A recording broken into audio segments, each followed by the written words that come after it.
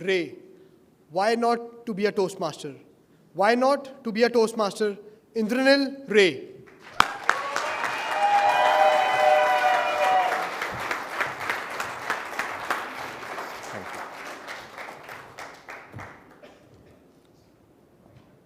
Lights, camera, and action. That is how I started my icebreaker speech 1.5 years ago at Toastmasters. I remember being so nervous on the stage. I was shivering and shaking so much that people thought there was an earthquake under the stage. However, my speech had quite a relaxing effect on the audience. I had managed to put most of them off to sleep. Many had to be literally woken up to give me a standing ovation. They were all confused, and so was I. After the completion of my speech, our then club president, Toastmaster Pallav Verma, asked me, Indranil,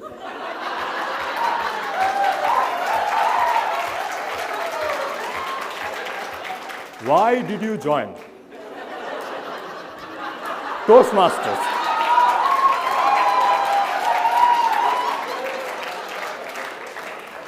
The answer that I had in my mind was, well, I'm 24. I do not have a girlfriend. I do not have too many friends.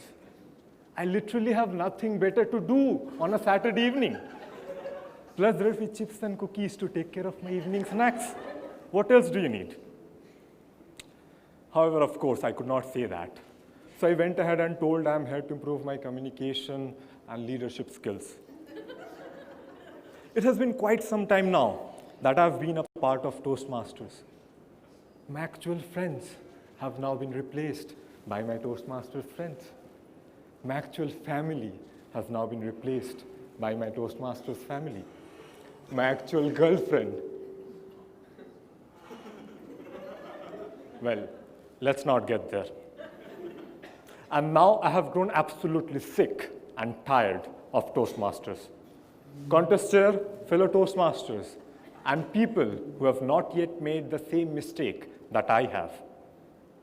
Today I'm going to give you 3 reasons as to why not to be a Toastmaster.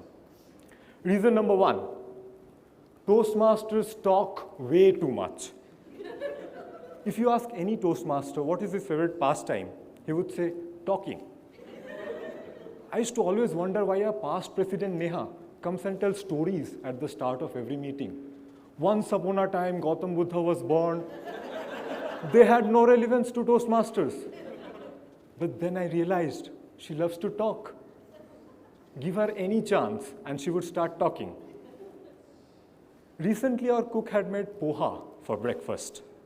And since the evaluation contest was just around the corner, I thought I would give her some feedback based on the CRC approach that we learned here at Toastmasters. So I went ahead and told her, Didi, the poha that you have cooked today had all the ingredients of a good poha. The color and taste were perfect. You seemed confident and relaxed while preparing it. You had good eye contact with the dish. And you made very good use of the kitchen floor. Kudos to that. Now, in order to make this already good poha into a better poha, what you could have done? You could have added some peanuts. You could have added a pinch of chaat masala. However, I congratulate you for successfully making this wonderful dish. I look forward to eating food prepared by you again. Thank you. And she was like, Bhaiya, आखिर कहना क्या चाहते हो? What do you want to say? Toastmasters really do talk a lot. Reason number 2, Toastmasters are big, fat liars. Yes, you heard me right. I'll give an example. Suppose a speaker is giving a completely nonsense speech, like the one I'm giving right now. Even then, the evaluator will come onto the stage and say, wow, what a great speech.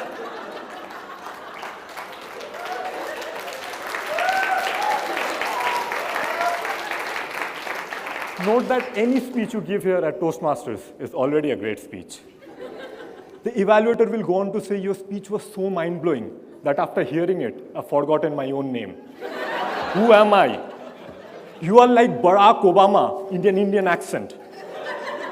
If Martin Luther King Jr. was alive today, he would be so proud of you, my son. Now, come on, do we really need to do this? Do we really need to lie so much? Why can't we just say the truth that this was the most boring and pathetic speech that I've ever heard in my life?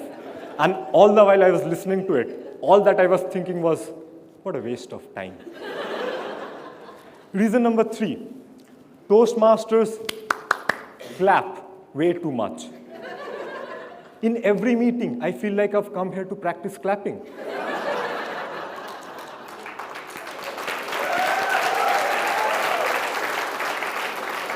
In fact, I'm so accustomed to it that I do it whenever I get some opportunity. Recently, we were having a team meeting at the office. The situation was very tense. Company not meeting the targets, managing director angry, employees scared to death. And then the managing director said, now the finance manager is going to present the balance sheet. And there I was, clapping with all enthusiasm, welcoming the speaker onto the stage. Everyone looked at me amused. My managing director was like, what is wrong with you? Are you retarded? I felt so embarrassed that day. Now, I have given you 3 reasons, 3 valid reasons as to why you should not be a Toastmaster. Are you convinced?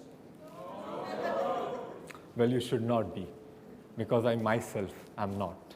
Because deep down my heart, I know how much it means to be a Toastmaster, how much it has changed me.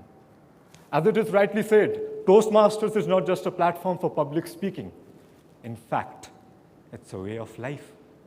So what if we talk a little bit more? At least we are lively and fun to be with. So what if we lie a little? At the end of the day, it encourages another speaker to come and give a speech again. So what if we clap a little bit more? It is a sound of applause that validates you and makes your week worthwhile. So when I say why not to be a Toastmaster, all that I mean to say is why not be a Toastmaster?